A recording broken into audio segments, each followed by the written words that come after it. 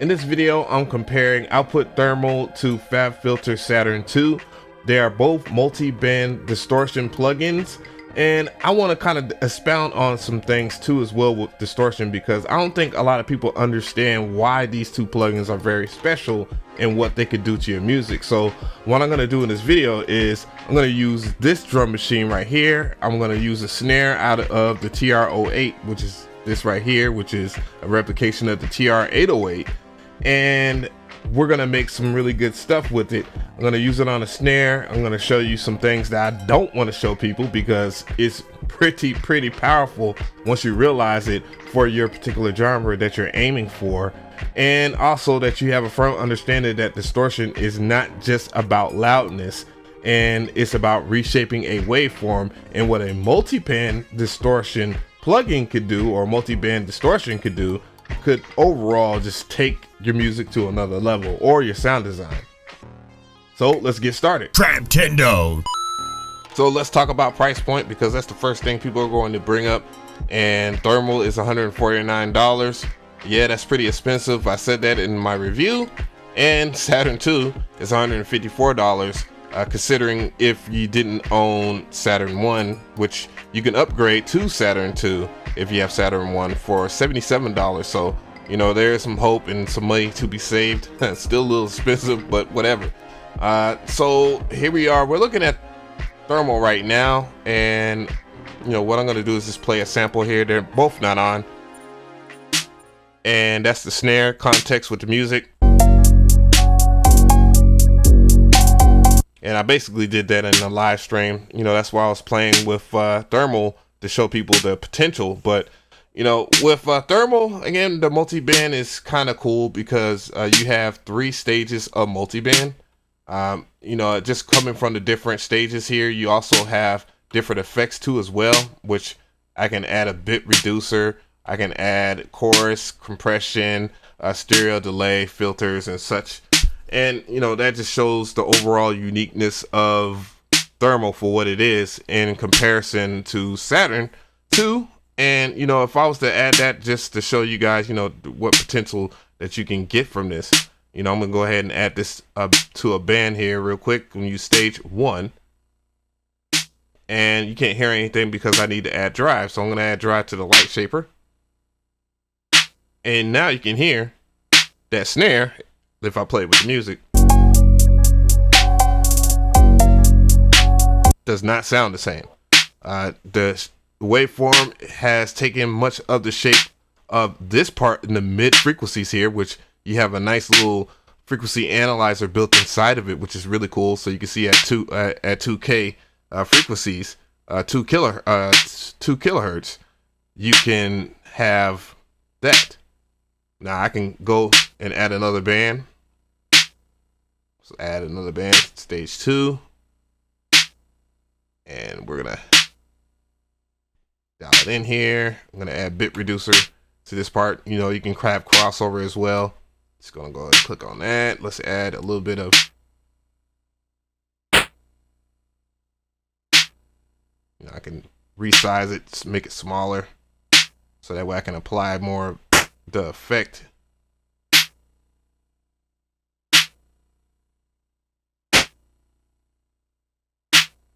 And you know, I can even add reverb and phaser. All these things will change the overall transient.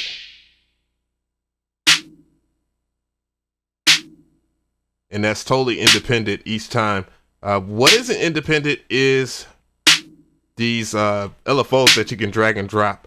So if I was to drag and drop this over here into the shape and then apply an amount and then add more rate to it, which is in, you can sync it and then take it out of sync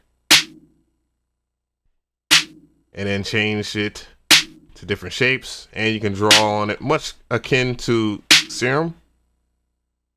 It can, you know, overall affect that vibe. And you also can do it over here in the effects, but if you try and drag and drop something over here, of course you have to turn it on and then play with it and then repeat the process.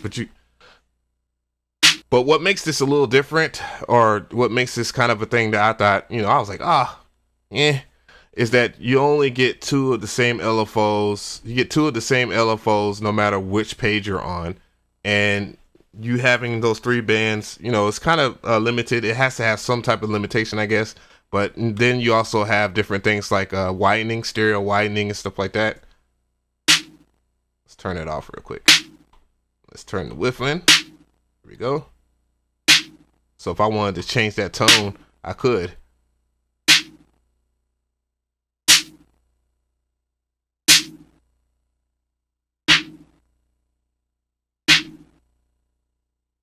And yeah, then you can start to see what's really good about it. Of course, it comes with a lot of presets. A lot of the presets, to me, in my personal opinion, they're pretty cool. They're pretty good if you want to just throw it on like any other element, like 808s or something like that. But let's go ahead and hear this new snare that I made in context with the music.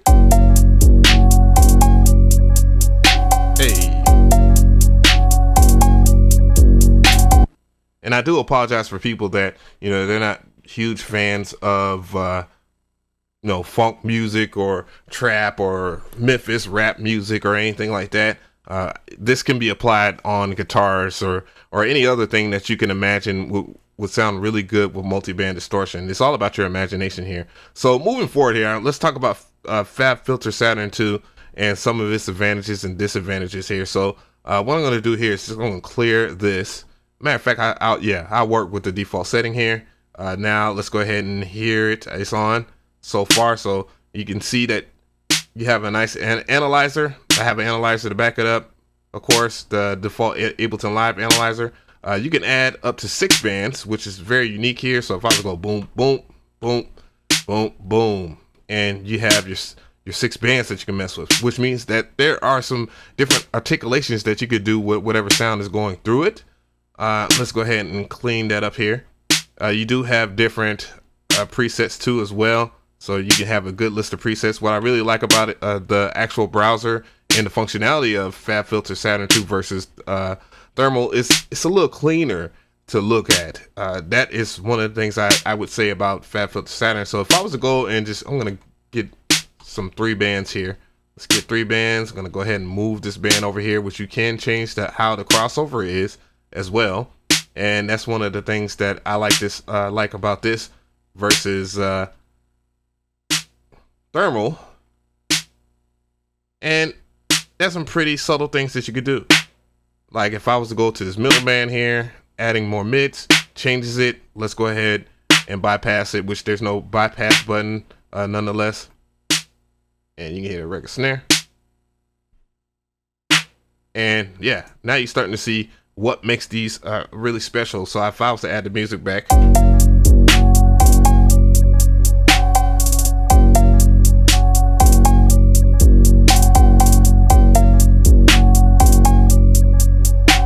and so forth here. So what I could do eventually is add more drive. Of course, I can add it, and when I go and dial in some more drive, you'll see that that part is redder than it was, or the color gets more pronounced.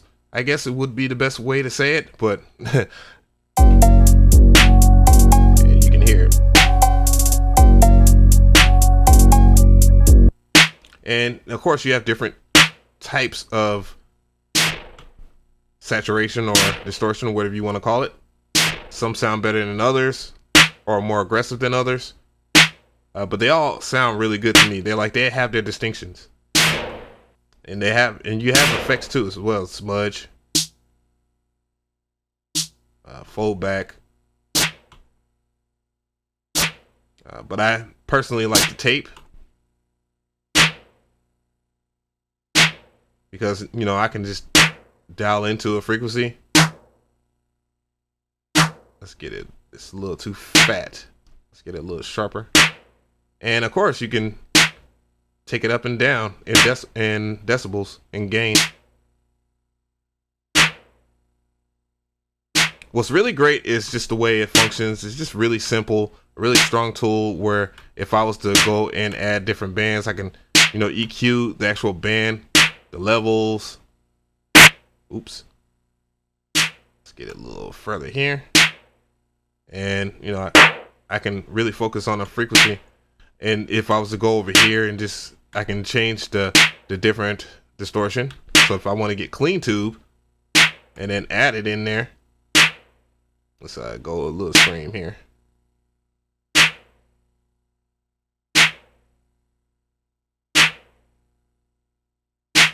Now let's add some gain.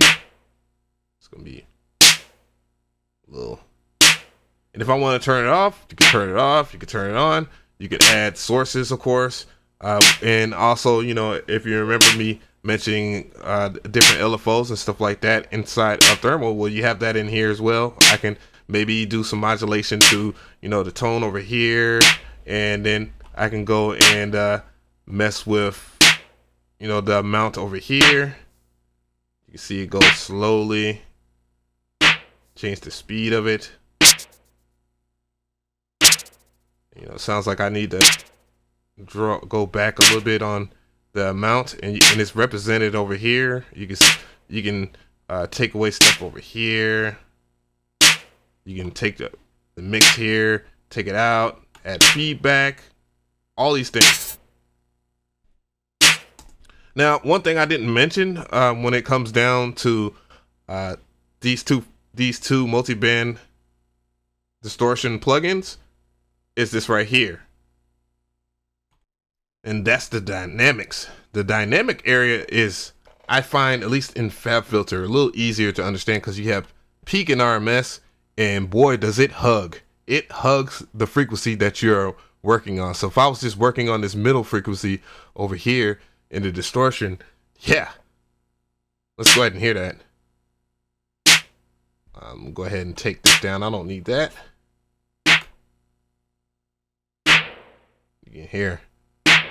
So if I want to kind of focus in on that, if I take this frequency and bring it back in here, and I can have spillover.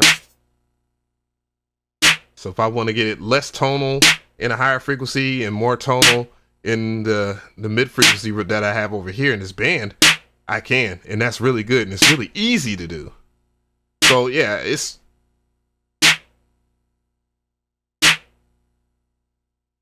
I mean, I find it to be very, very convenient, at least when it comes to Fabfilter Saturn 2 here. Thermal is still pretty good at doing what it does very well, especially when we're talking about controlling dynamics. You have a nice little compressor here. Could be a little more difficult for people to understand. You know, to mess with that, I would just go into threshold, limit it. And then, you know, you see you have to play with it a little bit. And that's probably the more harder thing for people to understand in here, as I got quiet. But you just have to read the peak meter and see what you're giving and what you're taking out of it. And you can see where you can kind of pocket those. But it's a little easier to pocket a ongoing transient inside of Saturn 2. Though I find this to be as good and very special in its own particular way. Last but not least, you still have more effects that you can add inside of here. If I didn't mention that, I just want to make sure that I mentioned that in this video. But you can see that both of them have their place under the sun. So let's go ahead and play this in context of the music. So we got the snare. Let's go ahead and add some gain.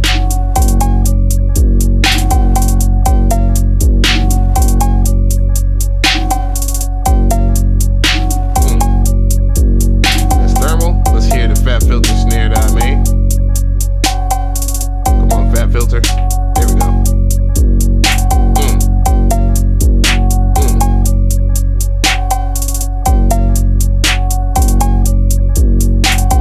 So let me know how you feel about this video. I definitely want to hear from you guys in the comment section. Did it help you out? I definitely want to know which one is your favorite. And, you know, the links again will be in the description box if you want to check them out. I highly recommend checking out the demo of either or both and making that decision on your own.